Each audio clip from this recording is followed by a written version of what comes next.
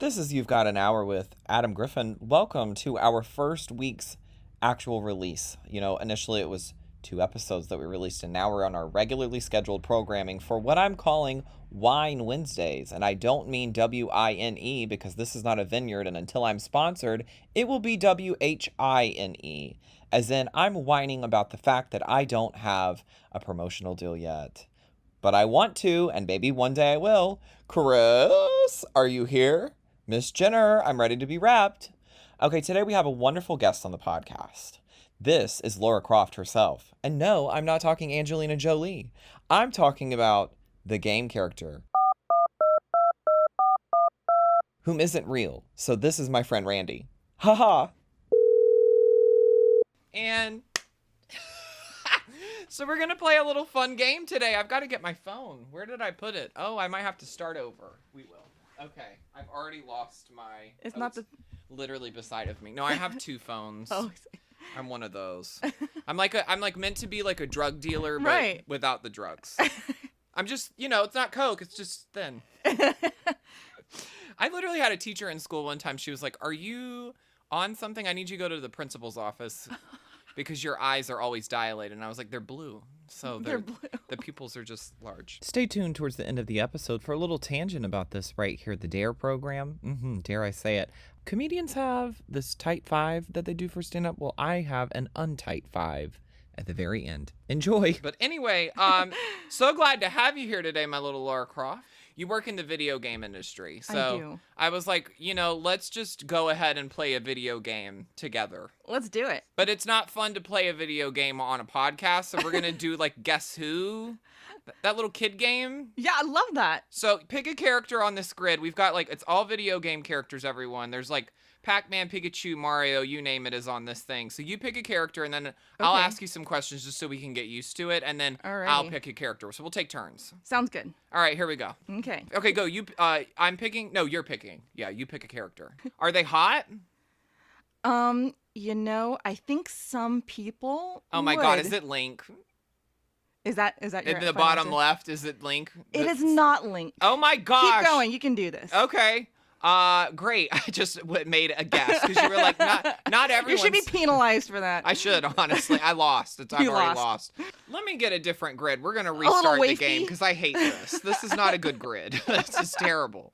Okay, take 2. All right. Tell me what your favorite game is. I don't even know if I can answer that. I go through phases. I know it's Minecraft. I do love, I go through phases. I'm in a Minecraft phase right now. What do you play it on? I play it on PC. Okay, and PC means... personal computer. Okay, yeah, interesting. What is Minecraft exactly? Because I've never played it. You've never played Minecraft? I know, isn't that wild? So explain it to me, someone that has never played it before. There are a lot of different modes.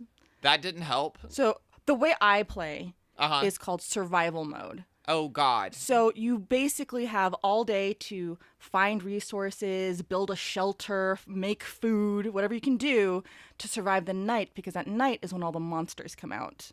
Oh, and is it in real time? It's in real time. Like human time? It's in, for the day-night cycle? Yes. I can't remember how many minutes the daytime is. I want to say maybe 15 minutes. But it cycles through It does cycle through. Okay, it got cycles it. through, yeah. All right. Yeah, so you try not to get killed by giant spiders and zombies. So is this the version of Minecraft everyone's playing, or just the one you chose? You chose violence. It's one of the more popular versions. There's versions that are more violent, actually, that are like PvP, which is player versus player. Oh. So you might go into the same server, and it's your team versus another team. You're trying to kill each other, sabotage each other, set up booby traps. Wow. And for those who aren't in the know, server is not referring to a waiter. They're referring to a computer module or something. It is a computer that is not in your house that other folks are kind of connecting to. So you Look at the IRS. They're really always playing games. So when you do this version of Minecraft that honestly it sounds like Survivor, it is. Do you get voted off of an island? Do you play with other people, or is it by yourself? I play sometimes by myself and sometimes with close friends. You can choose? Yeah, you can. You can go in by yourself if you want to, and just you versus the world, the environment, like trying not to get killed by lava or monsters. But you can also have friends join you, and it's you as a team creating your own fortress or a fort to protect yourselves. I think I might be interested in this. I think you would Could we love play it. this sometime? Absolutely. Next episode, we're going to start with Oh, this. yeah, Because I want to Minecraft. see you play Minecraft. Actually, this is really timely because it's their 15-year anniversary. I don't care at all about that. What does that have to... What's 15? What do you do on your 15th anniversary? You get teeth? They're giving away like a lot of free like goodies. This is not a plug, but they're giving away a lot of free I'm not goodies. sponsored. I'm not loyal to anyone. I'll be Hasbro before this. I literally played a game last week for this, not like outside of this. I played a Hasbro game and I had to change all of it because I was like, I'm not sponsored by them. Anyway, that was a non-plug. So in the Minecraft, can you die? Oh, yeah. You can die, and you do die a lot. Oh, and then you just come back to where you were, like a checkpoint? Or You come back to wherever you last slept. I don't like that. What do you mean? So you have to make a bed, and the bed becomes, your spawn Now, point. what is the bed? Is it physical? Like, is it a bed? Like, you're A actually bed, making you or craft a bed. nest? You get a pair of shears, and you shear the sheep for their wool, and you hack out some wood from a tree. Oh, this is and you make a bed. ridiculous. Oh, yeah, the whole game is about crafting and making stuff. It's called a survival craft game. So it's supposed to look like a real kind of world. Except everything's made out of blocks. Yes, it's like Lego real It's world. like Legos, but you combine 2 blocks to make a new block, and that new block will maybe help I you can get a see weapon. why this is so popular. It's amazing. This sounds fun. I mean, I've seen like the toys in shops and Oh, yeah, stuff it's all that are over the supposed to place. look blocky. Mm-hmm. And I've always been like, wow, that's up my alley. But then I haven't gone further than that because I'm not sponsored. So Yeah, it's a massive game. I mean, they even have educational versions just for kids in schools. Now, what are they doing with the educate? Like, is it like, here's these blocks, put A and B together and it makes C? Like, is it algebra? What do you mean? I've only seen a little bit of it, but I know that there's some blocks that like represent sodium, so it says Na on it. If you combine sodium with like TNT, then something else happens, right? So it's all about blow up. Yeah, exactly. Yeah, or stuff it would like make a that. fizzy lifting drink. I don't know. I'm not in Hogwarts. But... There's a lot of interesting stuff you can do in there. It's really incredible. What are some other modules for this? Like, if you didn't want to do Survivor, like, let's say you're not a violent individual, which both of us are, but we'll pretend for a second. You can go into creative mode. That might be a little bit safer if, like, parents don't want their kids doing a lot of violent stuff, where you just take these blocks, you can fly around, you can build a castle out of it with a moat. You can use these blocks just like Legos to make a huge dragon if you want that, has huge wings out of blocks. Isn't Minecraft a free game as well? Well, the version I play is not. There might be a free version, okay. but no, I think it's, I don't know, 30 or 60 bucks. I can't remember. Oh, okay. Never mind. Now I really don't care about it. Now we're going to move on. What did you used to play growing up? Like, when did you get into video games? So, gosh, probably in the late 80s. So I have an older brother who's 5 years older. Oh. And Did you look up to him? I did. And Yeah. he played video games. So of course I wanted to play video games. He always got, first player that, first picks, first dibs. I was always the second player. He was Mario. I was Luigi. Yeah, you were doing like the side hustle. Yeah, exactly. And even when we were playing like first player games, I said we playing a first player game. That doesn't make any sense. He would play first player games. Right. Or one-player games, and I would just watch him sometimes for hours and hours and hours. Honestly, that's soothing, though, because it's like someone else is in the control seat. I totally love that. Exactly. Sometimes if I'm bored, I'll watch, like, nostalgic games on YouTube just to walk through. Oh, yeah, exactly. It's fun. I love it. Yeah, and then also, like... It's the only time I want a man to take control. Exactly. It's a lot less pressure, right? Like, oh, my God, I messed up. This is, like... embarrassing, everyone's watching me, but like that's where Twitch came from, right? Twitch is a that platform. Is so true. Do you have a Twitch? I don't, but my friends do, and I support them. I subscribe to them. Yeah, it's fun. Do you to watch them people. play? I do, and sometimes I chat with them, and yeah, it's fun. Oh, you're gonna love my friend Dahlia. I'm gonna bring her on because she's a Twitcher. Oh, awesome. She doesn't have a Twitch. She twitches? She twitches. That doesn't sound right. I mean, what is it? How do you say it? I guess it would be Twitches. What else would it be? I've never even thought about it. She's a Twitchlet? She's a Twitch villager? She lives in the Twitch? She's a Twitchy. Oh, my twitchy girl. It sounds like something from Coraline, doesn't it? It just sounds wrong. Oh, it just sounds awry. So let's do this. We're going to play a different game. Let's build our own game. I've got a couple of questions here for you. Yeah. So we're gonna start with the name of our game, and then we're gonna go around it in a sort of like we're gonna go through the ass to get out the mouth. All right. Ew. I don't like that at all. Mouthwash? Scratch. Okay. So when you've got like your porn name, it's like your dog and your street name? Sure. Okay, so let's think of 2 random things that would equate to like a game. I haven't thought of that part. I wanted to do it together. Okay. All right. So you name something random Okay. that we would both have to attribute to the first part, and I'll do the second part. So I'll just say a random word, a random thing. Random, like what, like instead of like a dog, say something else that's like akin to that. Like we would both have to name our grandmother, or we would both have to name like our favorite toilet. That's not right. Not that. Don't do that. I'm gonna start with this. Your favorite park name. That'll be the beginning. Favorite park name. Okay. Let's go with Griffith. Oh, hello. All right. It's adjacent to my name, so I'm already obsessed. I know. Okay, Griffith. Do you know, in 3rd grade, I used to tell my teachers that I was like, oh, I'm related to Andy Griffith. Did you really? Yeah, and then finally someone was like, that's not the same name. That's not your name. No, but it took a while. I was like, oh, these teachers are dumb. They were probably just being nice, but I immediately was like, stupid. Okay, so for the second part of this, what would be, we've got the park. What is your contribution to this? What do you think would be a good, almost like porn name adjacent way to get to this? Griffith. I want to say like Iron Fist. Oh, you're just going for the name. I was going for like a category. Oh, category. To it. Okay, great. Griffith Iron Fist is perfect. That's it. That's the name of the game. No, I jumped a step. There's no rules.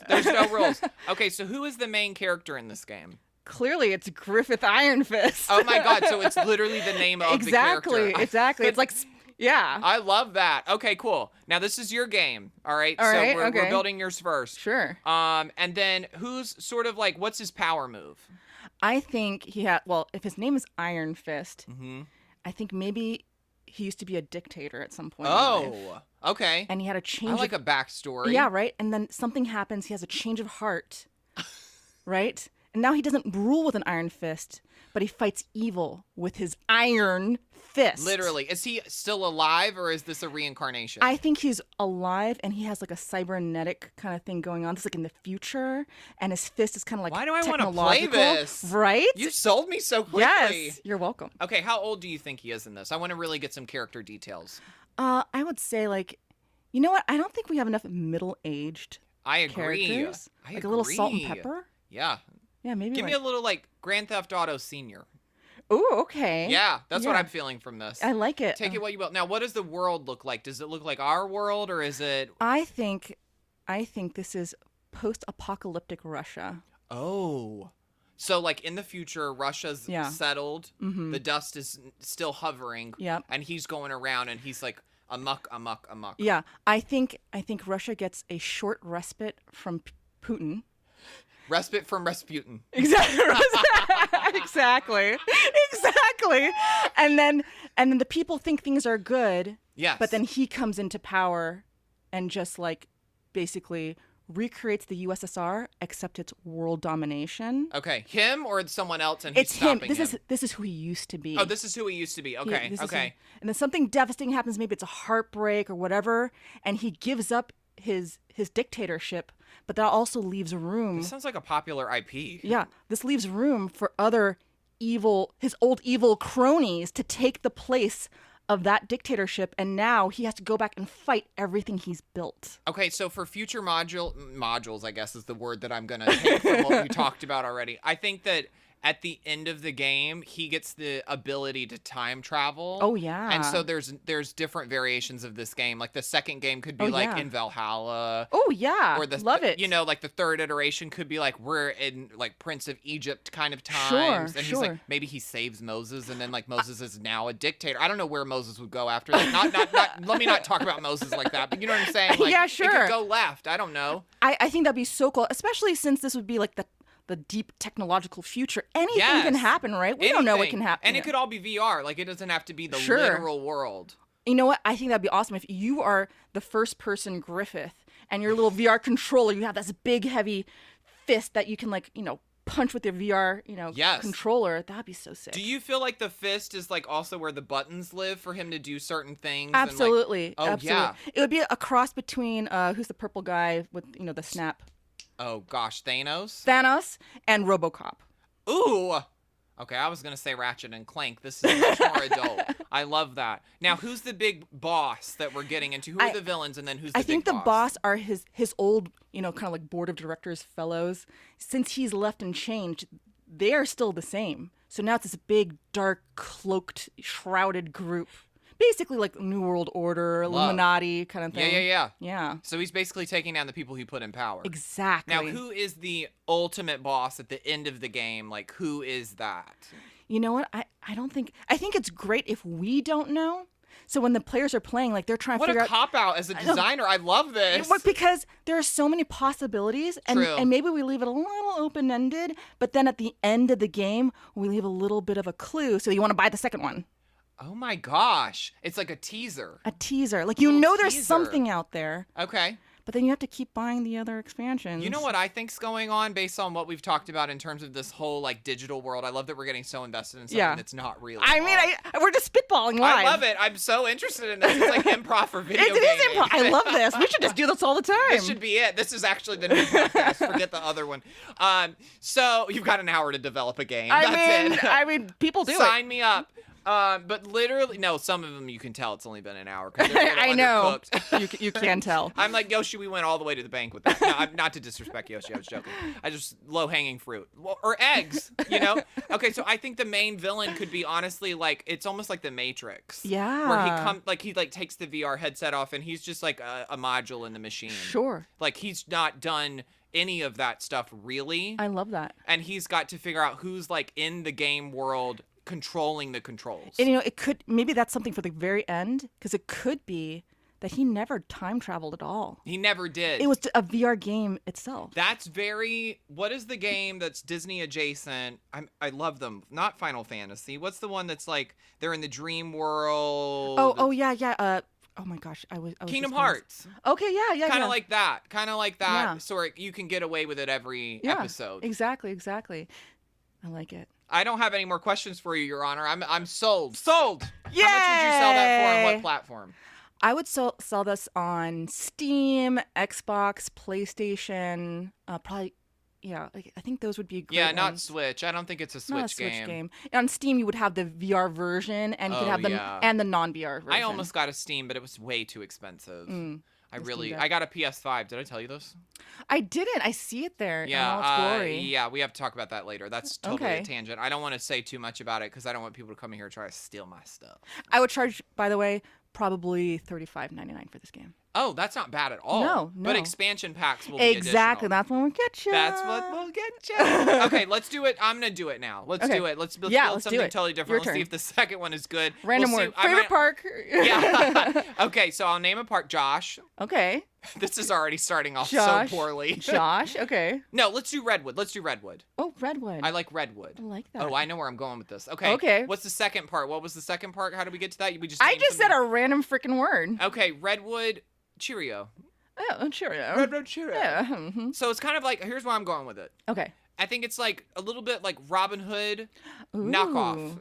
A Robin Hood knockoff, or copying other titles. That's great. Yeah, I want like a little knockoff, like $5 bin Xbox game. They can't all be good. I like them sometimes. Yours was so good, I can't compete with that. Okay.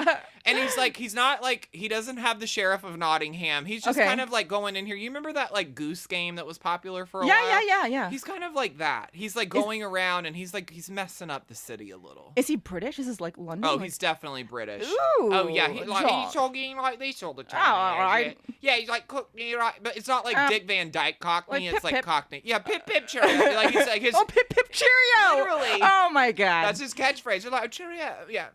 Yeah. I think that his only actual weapon he can do is he can sling what he grabs around. He doesn't have a weapon. And he's a human. He's totally a human. Totally human. Yeah, because I was thinking about making him. We've been talking for 2 seconds about this. I was thinking, I was plotting that he might be like almost an animal in this world, like a squirrel or something that's really dodgy and maybe has rabies, but like we're not sure. Okay. Do you like the animal or the human version? You mean like Robin Hood, like the fox? Like yeah, I was thinking sort of like that, but like it's definitely like a human world. It's definitely like medieval times, like in reality. Ooh. But this character is either we can go down this road where it's like it's an animal in that world, literally Goose style, messing everything up. Yeah. Or which is like a knockoff of a knockoff of a knockoff. Okay. You know, because it's like Robin Hood knockoff and Goose knockoff. So I won't get sued. Or we could do like it's an actual human and only knock off Robin Hood. I think we should go the animal route. I kind of like the animal route. Different.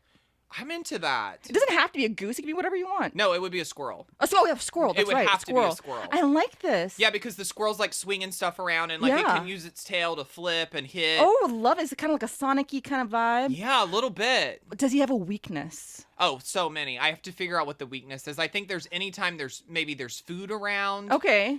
Like you have to keep him well fed. Okay, makes it a lot of nuts. Yeah, a lot of nuts. Or he'll go nuts. Or he'll go nuts. And then you can't control him. You like lose control of his abilities. He gets squirrely. He gets squirrely! And he's not Cheerio. Exactly. Maybe that's one of his moves is the whirly squirrely. Oh my gosh. Now what would that look like? He's spinning his tail and he's just whacking everything like a mace, like a morning star. Yes. Yes, but like everyone, like when he's doing that and he's so spastic about it, sounds like me in the morning, but like when he's so spastic like that, people can catch him. Ooh, and then yeah. he's like in like the Redwood jail for a certain amount of time. Okay, so who are the bad guys in this world? I think he technically is the bad guy. Oh, and everyone the else antihero. is just going about their day. But in his mind, he's like, I'm stealing from, these have-alls, and I'm going to give it to the people in the forest. Like, I'm going to give it to the other squirrels and birds. So are these like picnickers in the park that he's stealing from? No, they're in their homes. They're in their homes. They're in a total village. Like, it's taking place in one castle arena. Gotcha. And all the villagers within in the farm. And then he has to, like, take things back to the forest. And there's, like, little trails. And... Oh, I like that. Isn't that cute? It's, like, it's sort of sweet, but also, like, sort of dodgy. I like that. He's kind of like a rogue. Yeah. I don't think there's never, like, death. There's never... I mean, maybe Black Plague could come into... Maybe that would be an expansion pack. Yeah. Because I just got the Hogwarts Legacy thing. I said I wasn't going to talk about this, but here we go. First of all, I created a boyfriend on this thing, and I'm going to have to show you because I'm obsessed. I can't wait to see him. I don't understand these new games where it's like open world and you create...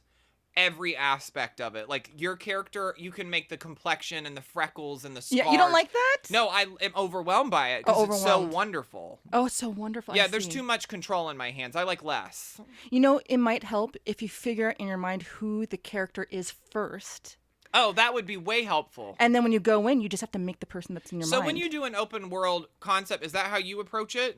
No, but that's something you could do. Well, what's your tactic? Because that's what I want to know. You know what? When I'm making characters, I very commonly make the same person in every game. I've been doing this probably for like 20 years.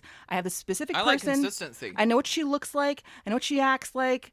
I know how she behaves. And in any game where I can make a character, I almost always at least have one character that is this person. I like that go-to, honestly, though, because not only because of consistency, but it also sort of... It makes it, because if it's a lead character in a game, theoretically they're a hero. Exactly. And they need to be sort of the same brand of hero. Exactly. So I've made my own multiverse, so to speak. You did. It's like an alter ego, and whatever I'm playing, there she is. Does she look like you? Not at all. Yeah, see, I don't understand. If you started one of these and you literally made a copy of yourself, I'm like, that's narcissism, isn't it? Probably. I want to play a game and escape. Exactly. I made a sim that looks like me. I'm like, I do not want to play that person. No, and if they really got hurt, I'd be really offended. I know. But then if they don't look like me, I'm like, you'll do better next time. Exactly. I feel like I beat myself up over it. Okay, so let's finish my game. Okay, let's do this. I think it's a PC game. I don't think it really is on everything, honestly. Sure. I think it's like the duck game. I'm patterning after them. Like, and then if it does well, we'll put it in other platforms. I like it. Or it would specifically go to Switch. Okay. How much would you charge for this? I think this is like a $29. Okay.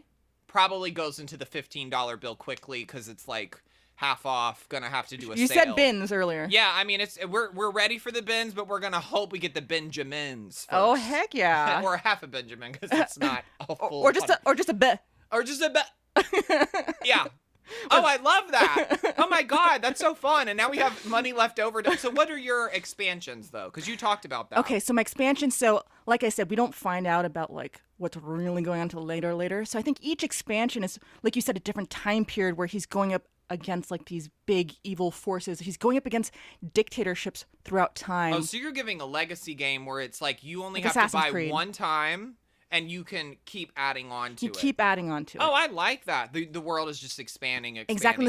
And of course, it always ends on a cliffhanger. That's why it's got to be linear. Very This Is Us of you vibes. Yeah. I don't know any other games. I don't know if that does that at all, actually. I don't either. Okay, well, great. We're just going to say, yeah, go us. Yeah, I don't think mine's going to have expansion packs because, first of all, I don't have confidence that it's going to be very popular.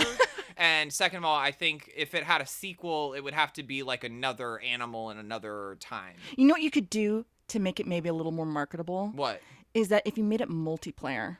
Oh, it's going to have to be multiplayer, right? Like there could be other squirrels. Exactly. And you have it like your own little gang that you've started, and you have your own gang colors, but not like, street gangs, but this is like red, yellow, blue, green. Yeah, exactly. In the redwoods, it's like there's the green redwoods, there's the blue redwoods. Yeah, I think it's like that. You could even have an enemy group that's like the big bad. Oh. And they're also stealing, but for the wrong reasons. Yeah, the raccoons. The bandits. Yeah, they're like the sheriff of Nottingham in the actual storyline. Yeah. Like they've got their own, they've got a hierarchy within these animals. There's corruption. I like the corruption thing, obviously. Oh, yeah, we love corruption. But how are you going to do corruption in like a woods? How wouldn't you? I would. Knock, knock. Knock, knock. No, really, how? How would we do corruption? I don't know. That'd be interesting. Maybe. Oh, you know what? I think maybe a good comparison would be like in Bug's Life with the crickets over the ants. Okay, yeah. It's like the raccoons over the squirrels. Yeah. So they don't really care about the humans that much. Sure. But if you really want to do like a boss level, you can do the easy version where you don't have the boss, so you don't interact with them. But the harder level could be like you have to really get rid of the raccoons and stop the hierarchy and like run them out of your forest. I like that. So maybe at some point, if you play the harder level, now we've got an expansion pack. Ooh, there you go. You're stealing you're stealing weapons. You're stealing butter knives. Yeah. Needles. Ew, it's getting gory. Needles. Yeah, I don't know. Like they gotta sew. I don't know. Sew. What other weapons would there be for squirrel size? Yeah. It could be like all sorts of materials that they need to like maintain their place in society. Okay, I'm gonna wrap out with this. Has there ever been a book that you feel like should be a game and isn't one? That is such a good question. I don't know. I haven't read a book in a hot minute. Yeah, who reads? I'll start a book and it's hard to finish. Great, we'll end on that note. I think we've peaked early here. I mean, who reads? I'm a writer. Wow, my career really is dying. Can't wait for AI to replace me. Anyway, let's not focus on that. Here's some wise words from my mother. Hi everyone, this is Linda LaFaye, and I've always got something to say. Today's topic is loud music. Did you know that once you damage your hearing, it's gone? Do you realize that a hearing aid never restores your hearing to its original state? It just can't do it. And frankly, I'm really not interested in hearing your music. That thumping, vibrating, that bass drum, whatever it is. That noise you got going on over there in your vehicle. Are you aware that you're that loud and disruptive? Have you damaged your hearing so badly that you now have to feel your music because you cannot hear it? There is nothing good about that. Do you know what I love? Dancing in the car, singing out loud. You probably do it too. If you haven't, you should just give it a little try. Maybe you don't have good rhythm, but just rock it on out on that steering wheel that you're holding, yes, with two hands at 11 and 2 o'clock. Tap those thumbs. Tap that left foot. Wiggle those toes when that good song comes on. See, I'm not against music. I love music. It speaks to me, and it speaks to my spiritual health. Am I playing it loudly in my car or at the beach while I'm trying to relax? The answer is no. Enjoy your music, but do not act the fool with being so loud. You're welcome. And because why not, let's hear a few words, and I do mean very few. This is my father. My father does talk a lot. I don't want anyone to get the wrong impression, but he's a smart aleck. Might be where I get it from. Here he is. Here's my dad. Hey, Adam. It's Dad. I win. As in, he wins at hanging up first. That's a literal game that my dad and I play with each other when we're on the phone. You should try it with your parents. It's a fun game. Okay, back to the program.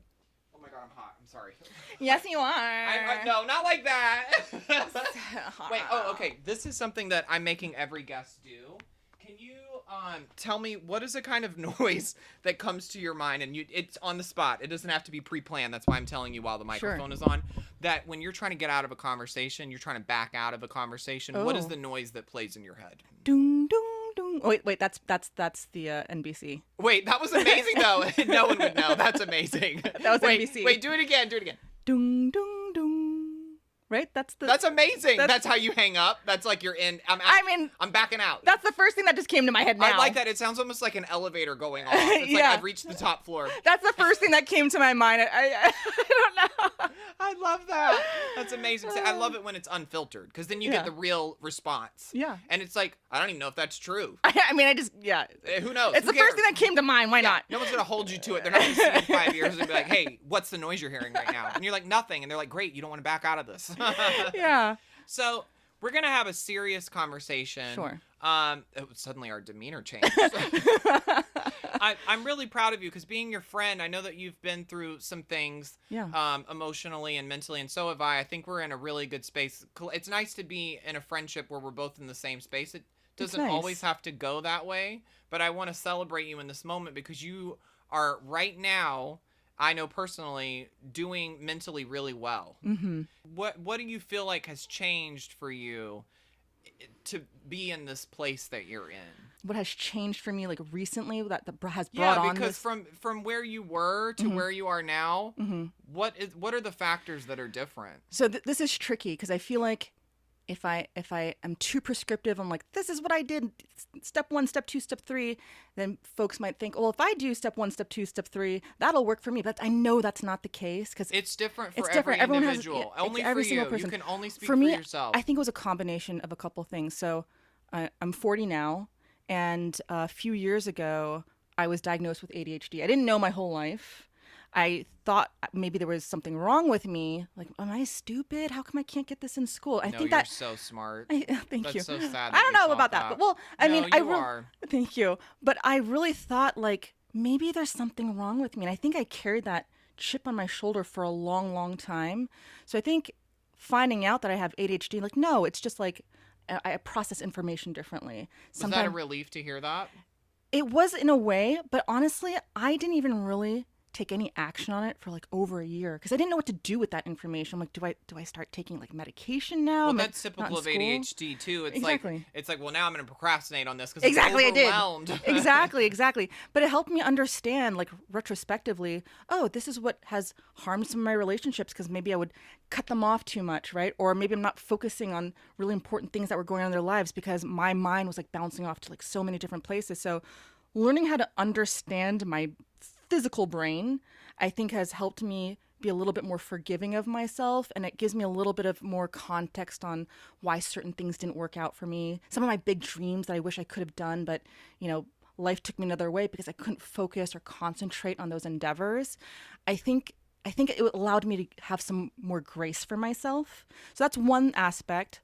I also found my life partner, in the last several years, and realizing that when people say you should marry your best friend, like, yeah, your partner should be your best friend. It's not just someone who you're like attracted to or you have great conversations with. But yeah, conversations are great, like casual, light-hearted conversations about like, oh, what are you up to? What have you been working on? But like really deep conversations that like connects your soul. You're someone that's had a lot of relationship almosts. Yeah, I have. So tell me with this one, what's the difference? What's the change there for you to feel like this is the person?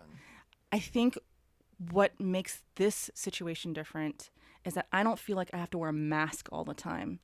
And, there you go. Yeah, my partner is autistic. And actually, when he got his diagnosis is when I got my diagnosis. So much later than you would hope to have that information so you can build an adult lifestyle with those tools. Absolutely. And actually, in dating him for several years, I kind of thought, like, he might be autistic. And when I mentioned it to him, he didn't know.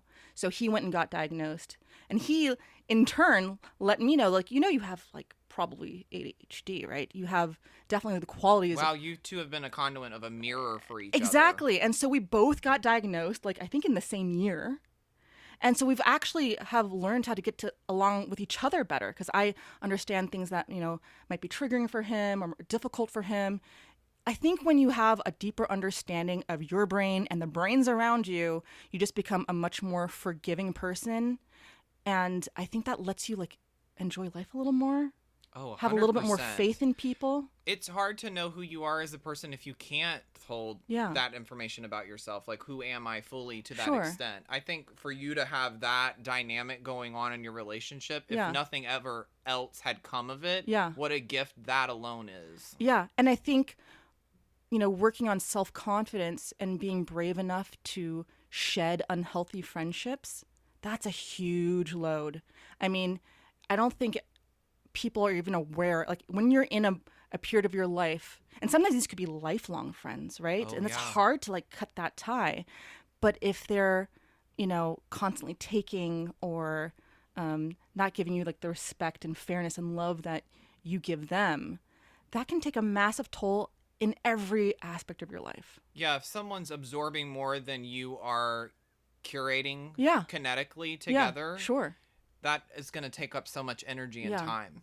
So really, I guess it comes down to me being a little older, maybe caring less about certain things in a good way, and then spending more of my mental energy focusing on, like, who am I? Who do I want to be? Who have I been? And leaving some things behind me. And I'm not there 100%. I'm still working. I still have a therapist. But I think that's really, really improved my life. Finding real friendships who want nothing from me, just want to enjoy my presence, and vice versa. It's not transactional in any way. I think that has really improved my life. And of course, like I did do like the Adderall thing off and on. I think that helped too. How long did you do that for? So I only started a few months ago. I did it for a few weeks, and then there was a big shortage like everywhere. It's still going on in some places. That and baby food. What are you going to do? I know, exactly. And now I'm back on it. Baby food? Yeah, back on baby food. Amazing.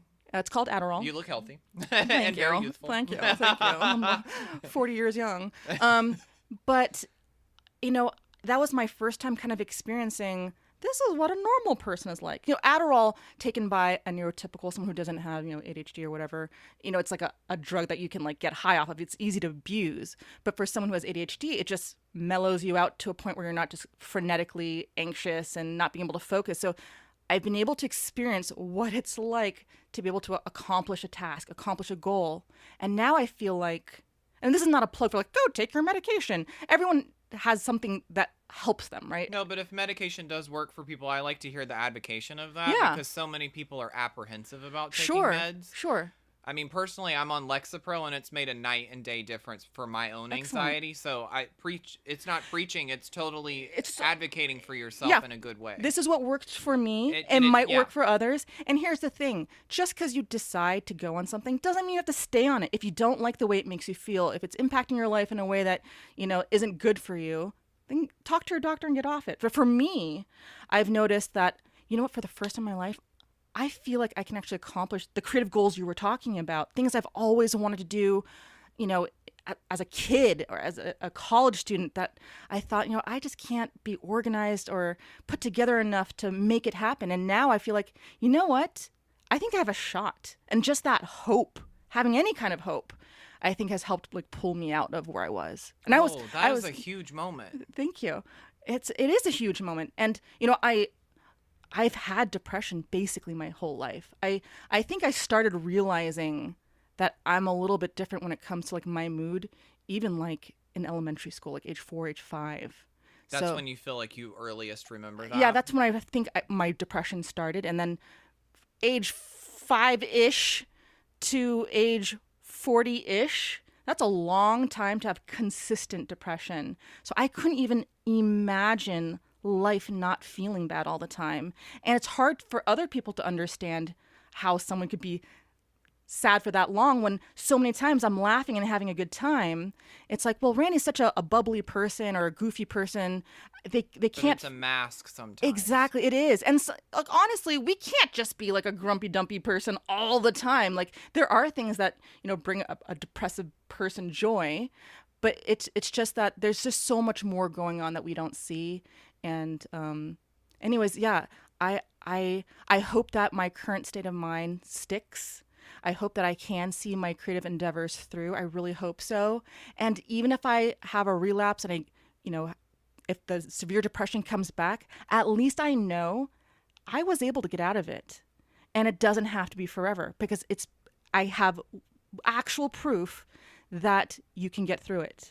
Am I hearing that this is kind of the first time you feel like you have crawled out of that? This is my first time truly feeling like I have found a way through depression in a way that's not just like a temporary Band-Aid fix.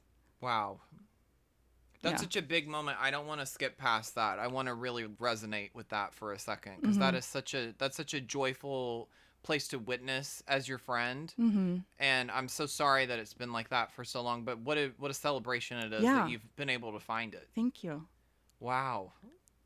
Randi. Aww. So tell me, what is it that you want to creatively focus on right now? There's a couple of things I want to do. There are a few games I've always wanted to make. As you know, I quote unquote make games in the industry, but like I'm not the creative driving force behind it, and I would love to have that opportunity to make something that's my own. There's books I want to write. There's paintings I want to paint. And, you know, I have oil paints that have just been sitting there, never been used for years. And now I feel like, you know, I think I can crack it open. I think I have the emotional energy to make a painting, a small one even, right? And I've started like just, you know, getting little cheap canvases from Michael's and doing something small. What have you painted? I did a painting for a family member who was going through a tough time. So I actually used AI to help me do the concept work. That's amazing. So I had an idea in my mind, but I had no reference images because it wasn't based on reality. So it was kind of a fantastical scene. So I described it, you know, in AI, and they gave me a couple of options. I'm like, no, I'm not like this. Change this, change that. And then it gave me like this kind of out of this world image. I'm like, that's what I'm going for. So you used it as a template. I used it as a reference art, and it's not like I'm selling, you know, my painting or anything. No, but it's no different than if somebody had a physical bowl in front of them to use as the reference. Exactly. And since there's no way I can, you know, be on Mars with 3 moons and floating blob aliens and stuff, like, you know, 4-inch by 6-inch. All of that in a 4x6? I did. It took a long time with very small paintbrushes, but yeah, I did. And I don't know if it's any good, but I did it. Who cares if it's good? Good is like so subjective. Yeah, it's subjective. Thank you. I couldn't think of the word. It was from the heart. That's what matters. Yeah, and so now I feel like I can do more of those things. And you put yourself out there. I did. I am. Good. Continue to do that. I mean, that's a lot of things that you want to work on. A lot of things. It's amazing that you are now putting that foot forward in the way that you are. Yeah. I think the next step is prioritizing those things, right? Because probably. I didn't want to tell you that, but I think that would be good. It's like, you know, decades worth of stuff that I always wanted to do. Of course it's going to get backed up and you're going to pile on more as you're waiting for that door to open, and then when it opens, it's like you don't want it to be a floodgate. Yeah, in that exactly. way. It's like let's still taper the water and dam it in a way that is manageable. And the good thing about having like real friends in my life is that they can be honest with me and tell me like, you know what, that's a big bite to take. Why don't you try scaling back and do this little other thing and, you know, see how it feels? You know, that's what really makes it even better. It's not just that I can create stuff, but I'm like sharing the creative process with my friends. Me and you doing, you know, that little game ideation was like so much fun. I finally can like do more of those things. Your confidence is a lot higher than I've ever seen it, and it's so fun to watch. I'm trying, you know, I'm still growing. I think I always thought that when you're 40, like, that's it. You're a grown up. You're old. That's who you are forever. It's not the case. That's such a societal pressure, and that's so sad that people would even have that idea. Yeah, exactly. Have you heard of fixed mindset? Tell me about it. So, people who are fixed mindset think they're always going to be that way. You've met these people. It's really hard to get them to budge. And the opposite way of thinking is, you know what? Nothing is permanent. Okay, death and taxes. Okay, maybe that's all we do that. But in terms of like where you are, or is there a solution, just knowing that the possibilities of there being improvement are greater than what you probably think immediately, and staying flexible with yourself, I think gives you a lot more freedom to make different kinds of failures that aren't going to basically put you in the grave. Like, it's over. I tried. Love doesn't work for me. Marriage doesn't work for me. Working in this industry doesn't work for me because I failed. If you stay like that, like that's just what happens, case closed, it's black, it's white, whatever, yeah, you're probably going to be a more depressed person. And so if you're more flexible and you're like, you know what, I messed up here, but you know what, maybe there's something I can do, and you really try to problem solve through it and allow yourself to go, you know what, maybe the solution isn't what I thought it was. Maybe the thing that I really don't want to try is actually the thing I have to do. And then convincing yourself that it's okay to do something you don't like that makes you uncomfortable if there is a chance, if there's even a remote chance that it's going to fix whatever's, getting you down. And it could be for a practical solution. We do this kind of, discussion in video games when we're talking about engineering work or production work or artwork, being stuck in one spot and being really rigid and saying there's no other way of doing things, it's got to be this way or nothing at all. That's when the world will leave you behind, and you'll leave yourself behind. I know that sounds really hokey, but it's true. No, it doesn't sound hokey at all. Yeah, I think change isn't always good, but I think being open to change is better than being stuck. Well, that's the key to creativity at all. Yeah. Exactly. And you have to be bold enough to fail, because you're not going to grow if you don't. Absolutely. And a lot of severe depression, at least for me, has been around things where I felt like there was no hope, where the things I wanted to have, happen or exist in my life didn't have a path. It was just like a distant island and there's no boats. Such as what? A variety of things, like finding a life partner. It felt like an unreachable island because I had so many failed, attempts at romantic relationships. But I think, especially now that I have met someone who I truly believe is my soulmate, the hope has been fulfilled. But even as we were becoming friends and then when we were dating, I felt like if I can have a connection with another person that's this deep, then maybe there is a future where I can really share my life with someone, and maybe it's this person. And it was, and it is, So yeah, when's the wedding? So we've been moving that around a lot of different times because of, life things going on. Yeah, because I haven't gotten my invite yet. We don't have a location. Not to call you out. Well, it's going to be happening within the next couple of years. That's fine. We had some setbacks. Our home was destroyed, and there were some layoffs and blah blah blah. Whatever. These are excuses. No, I'm totally kidding. We will be getting married. I'm totally kidding. In a castle in Sweden. Oh my gosh! Right in the redwoods. Maybe there's gonna be a squirrel rogue there. I just totally took us on a tangent. I'm so sorry. That's totally fine.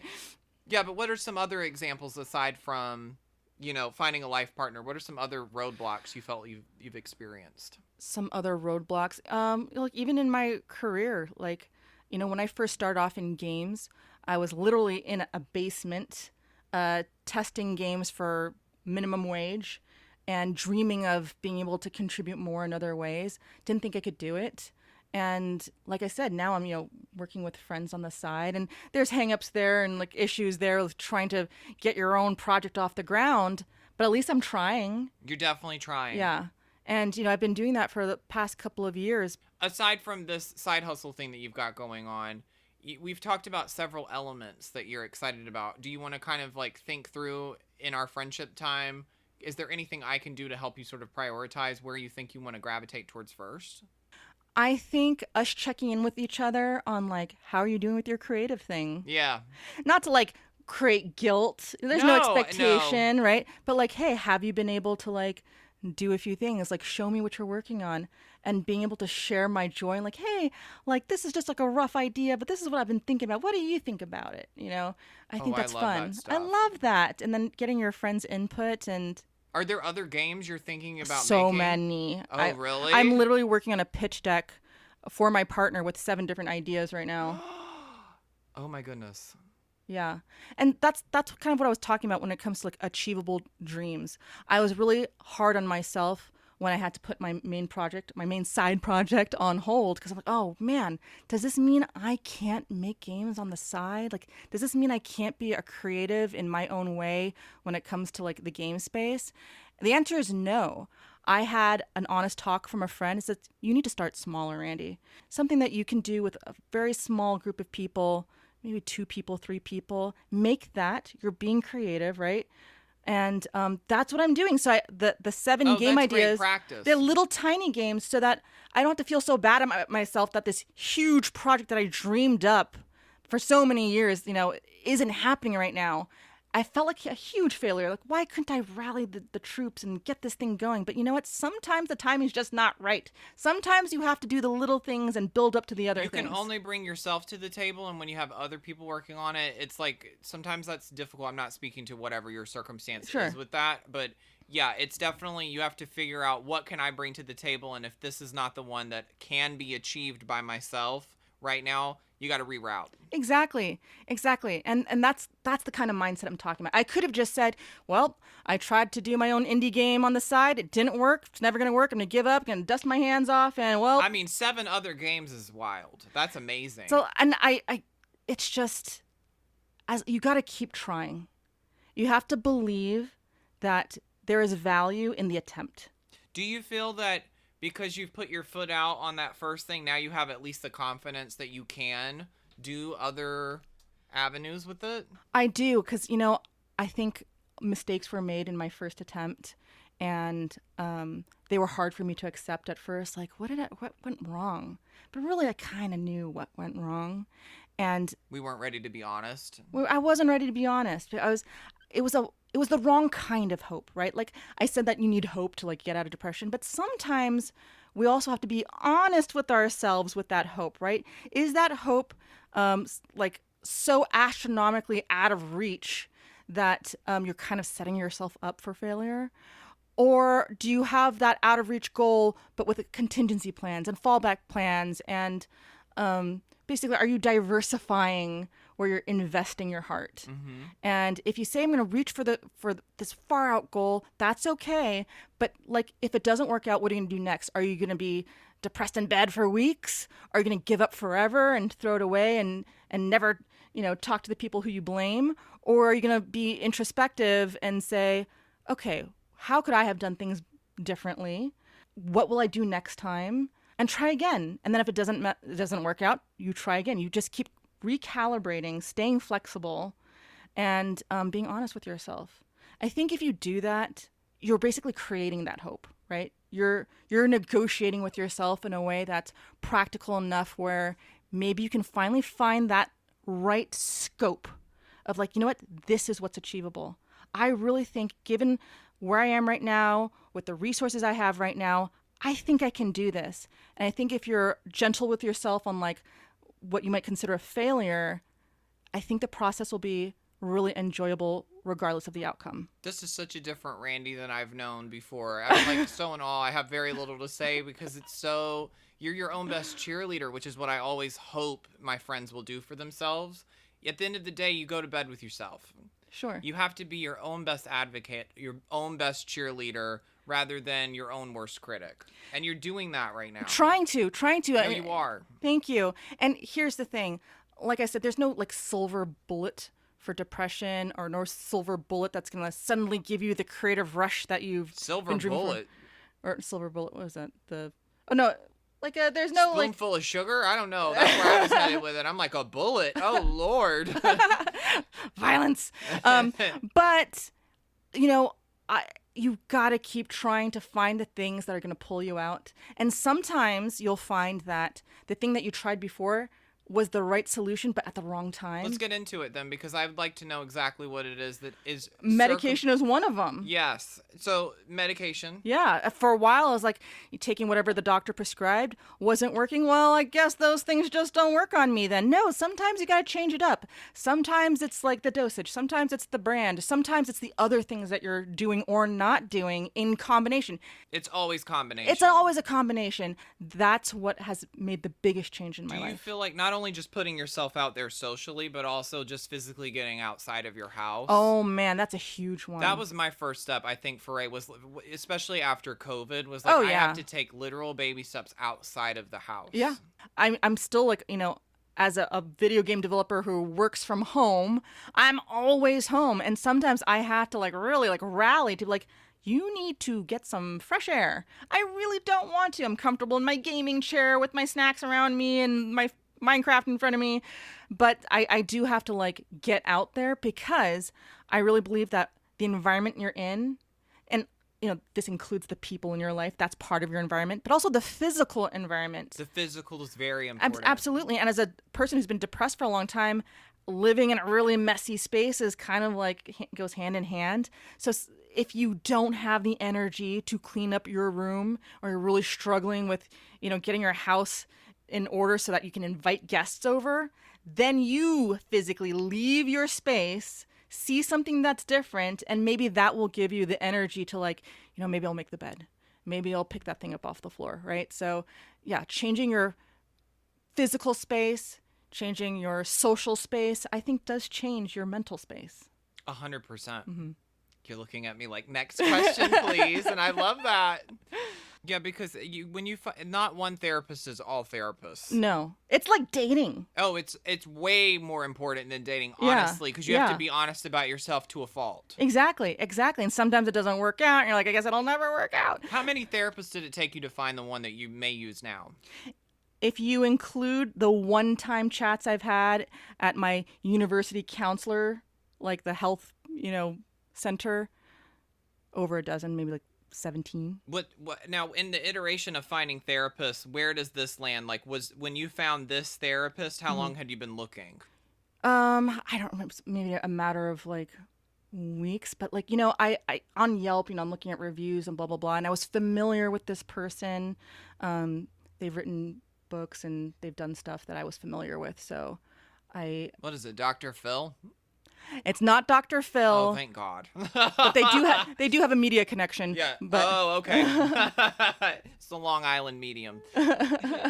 Yeah, so that's good. That's a good thing to do when you're getting outside of the house. You're being more social. You're finding professional help. I mean, these are tools that are good. These are important tools for people. They sound simple. No, they're hard not, to do. They're difficult to do, but it's the more that you say it, the more that you hear it, the more that your community is iterating these things, the more likely you're to be influenced positively by those things. Yeah. So anytime that I have a conversation about therapy or mental health, I think it's important to spell out specifically what are the tools that you utilize. Yeah. They don't change variably wise often. Yeah. It's usually the same answers, but it's important to spell that out because if it worked for you, it will click with someone else. Absolutely. Hopefully. Yeah. I had to change out my therapist a couple times. And that's why I'd like to encourage folks that if it doesn't work with that one person, first of all, they are people too. They have their own communication style. There are different styles of, there's Jungian psychology and there's all sorts of different flavors of therapy. Oh yeah, and there's a big difference between a psychotherapist and a therapist. Exactly. Psychiatrist, all of that is so LMFT, separate. right? Yeah, there's all sorts. I have to say, I think it's important, whatever it is that you currently feel like you want to proactively work on, there's a therapist designed for that. Exactly. Whether it's trauma or it's organization or it's, if you want to do a therapist, really go to a person with training for that. Yes. But you can find people that are specifically for the thing that you're trying to work on. And, I've found that the therapists who have made the biggest impacts in my life gave me homework. Not like you like homework? I do like homework. It doesn't have to be a worksheet. Sometimes it's a worksheet, as long as you're not feeling guilty about not having done your homework, but like action items. What are they? Like, give me examples of action items. So like if you're feeling extremely stressed out, like what is in your toolbox? Like, first of all, what in your body is giving you a little alert that like, hey, I might be having some anxiety right now, or I might be feeling angry right now and I might blow up. Like finding out what those telltale signs are first. And then, okay, I recognize I'm having this feeling.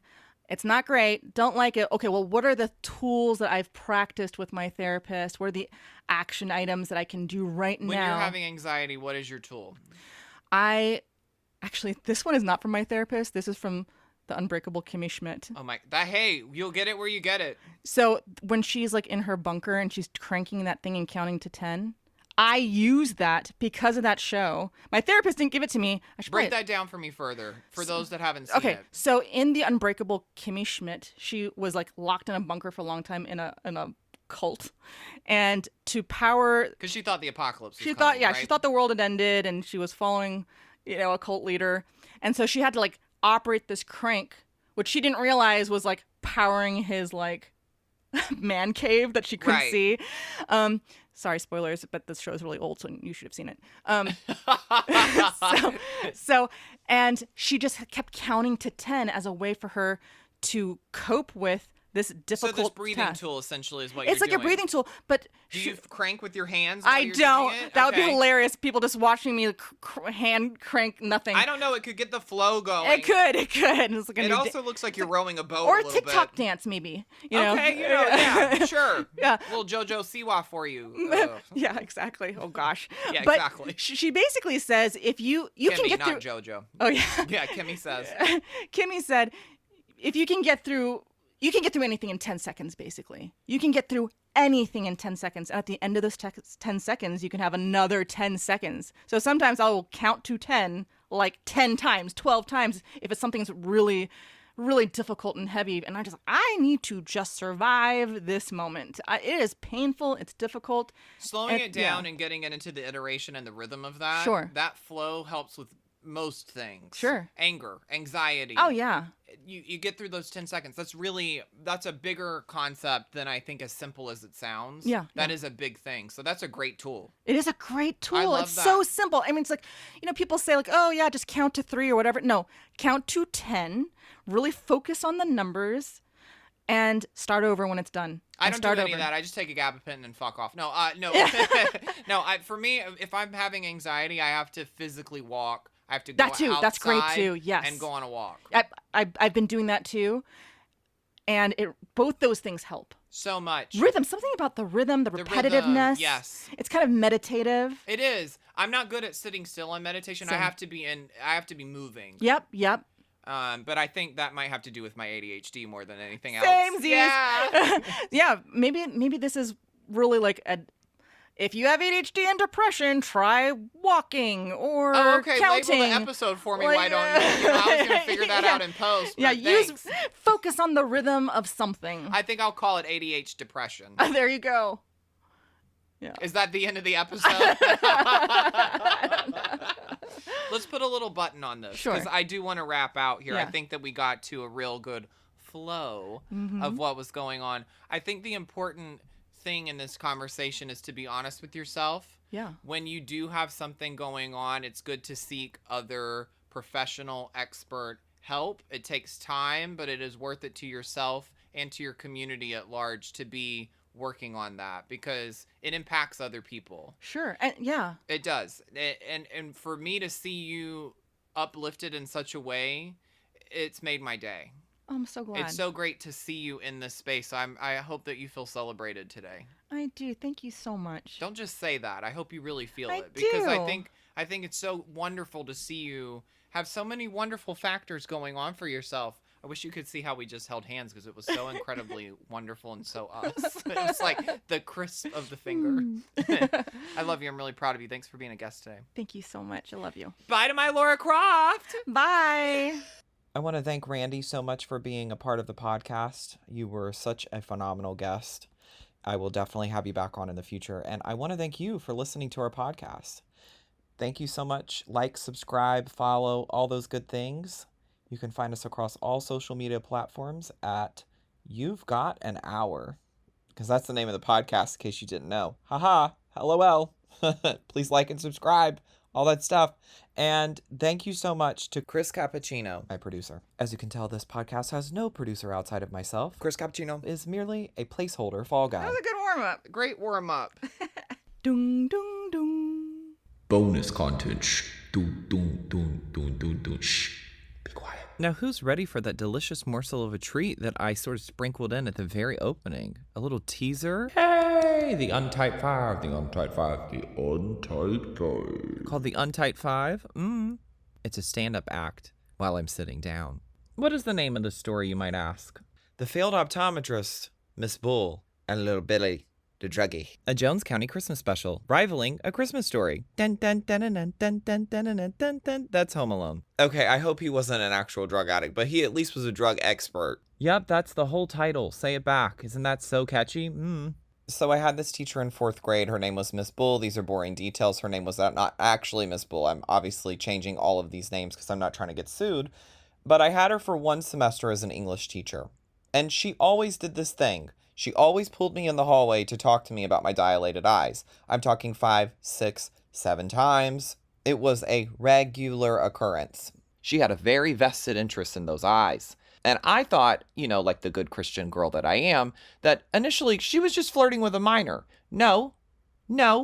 She was asking me over and over and over repeatedly, "Are you on something? Why are your eyes so dilated?" Now that I've lived in LA for a minute and that I'm in my 30s, I can reflect upon this and say, homegirl was actually not flirting with me. She was trying to score drugs.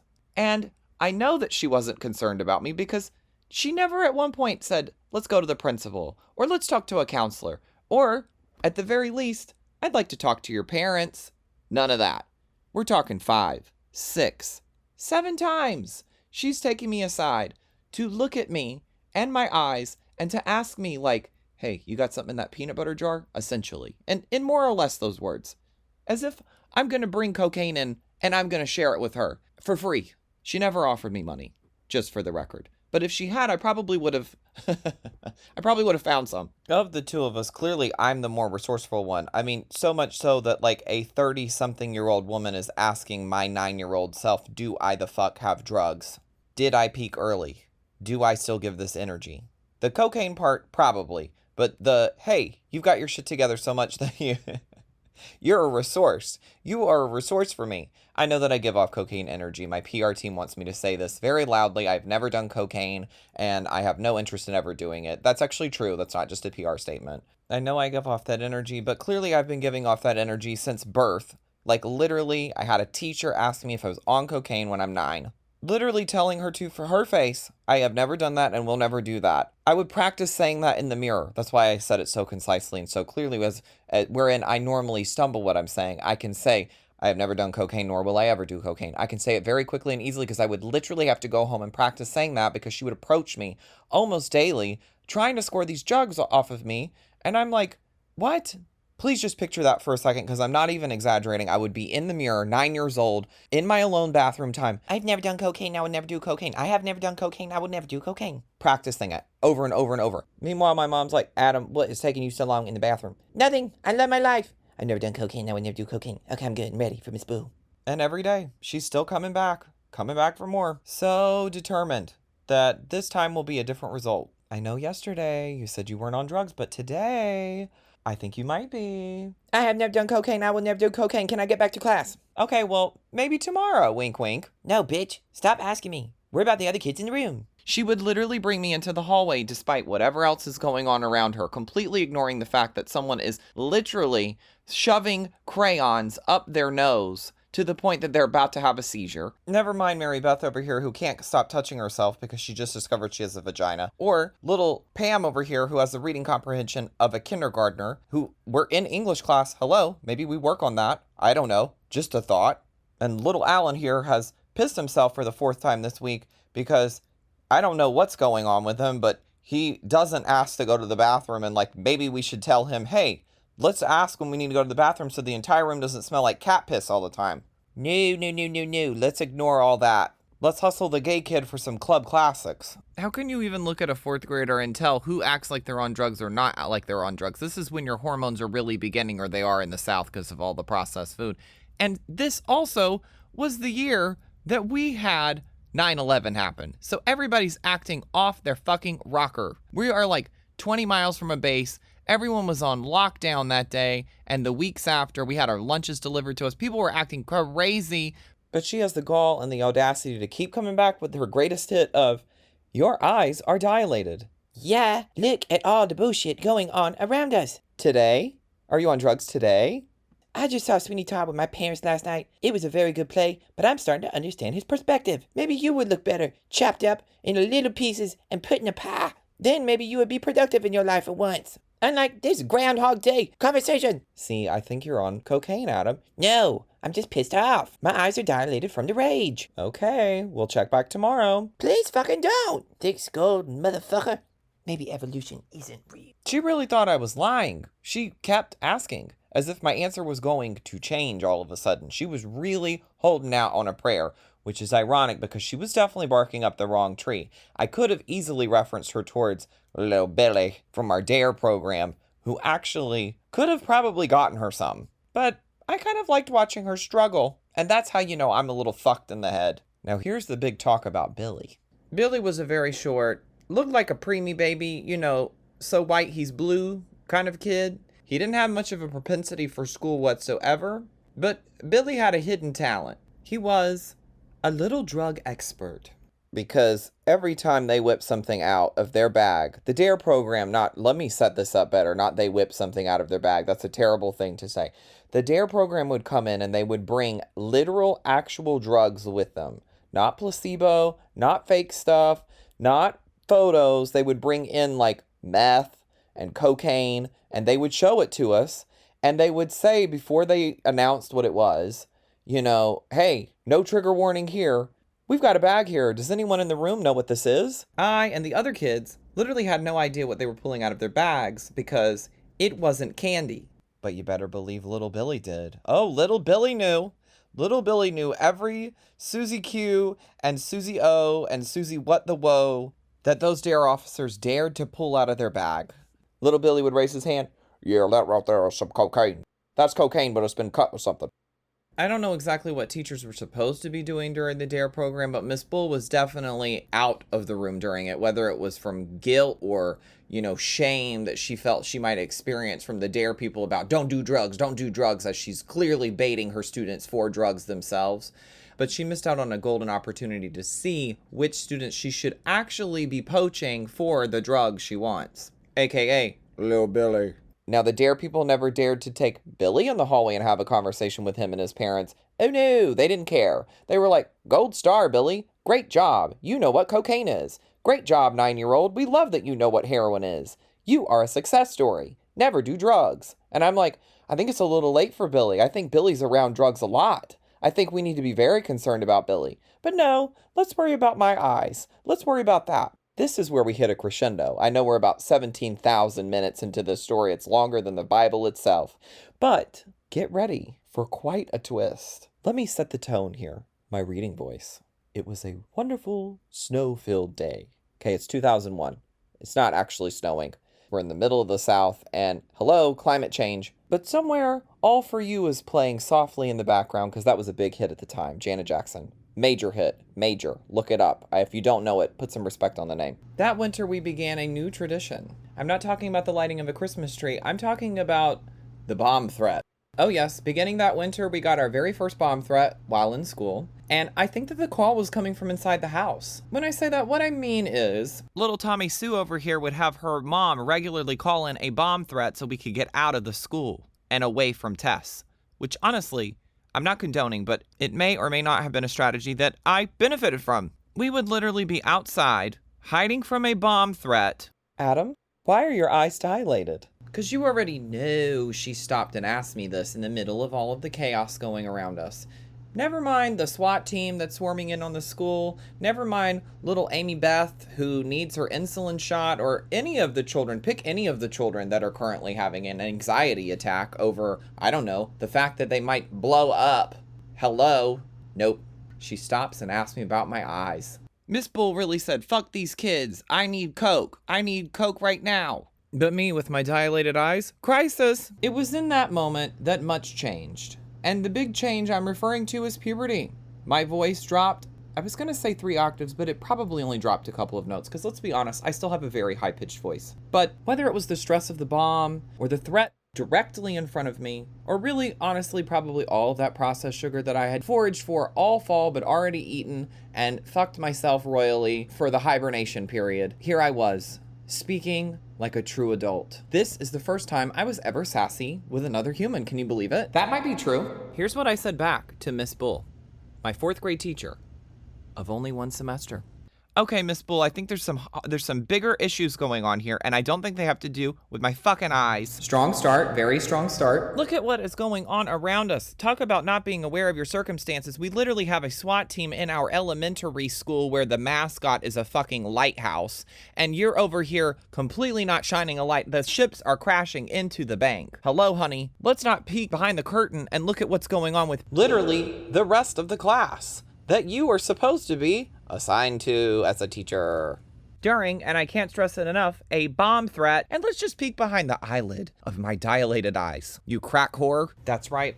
I called her the one thing that you're not supposed to call an English teacher. Or so I've been told since I've told this story. You crack whore. Also, really, what kind of drugs are you on? Because I have now been approached 7 times about this issue. Do you have amnesia? How many times have you done DMT? I'm gonna need to know. So, you're really not on drugs.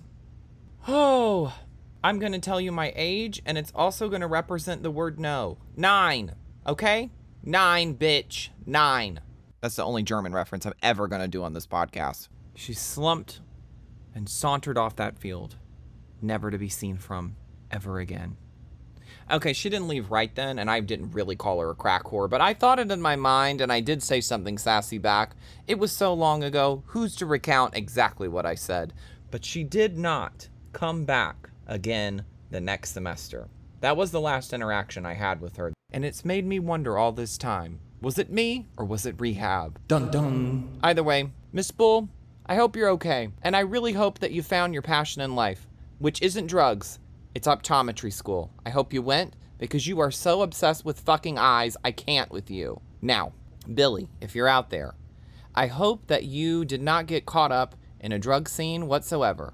But if you did, I live in Los Angeles, and I know a lot of people that... Okay, my PR team is cutting me off. They said that isn't funny. I don't think I was joking. I actually do know a lot of people here, and I would like to get 10% from it. And if they cut this out again, I don't know what to... We will see you next episode, where there will be no story time from me, but there will be 2 parts to the story that Ari Zizzo talks about. It is a wonderful set of episodes. You are in for a real treat, and we thank Ari in advance for his honesty, his openness, his frankness, and for his example through sobriety. We'll see you next week. Well, you won't see us, you'll hear me. I get that wrong every time. Anyway, this has been You've Got an Hour and however many minutes this is extra. I don't like that it was extra. I should have made this a separate episode. Oh my God. I blame Chris Cappuccino. I'm not supposed to say thank you, so I won't say thank you to little Tommy Sue's mom for getting us out of multiple tests. But in my book and estimation, you are an unsung hero. And I may have written about you in 5th grade when they said, hey, 9/11 tribute, who are we going to commend? And I didn't choose a firefighter, I chose you. So thank you, Tommy Sue's mom. I don't know if you called in that bomb threat or not. I really hope that it was you and not an actual bomb threat, because that scares me senseless and keeps me up at night and makes me have agoraphobia. Lots of trauma to unpack. Crack whore. Wow, this really was a Christmas story, but set in Jones County. What a story. You're welcome.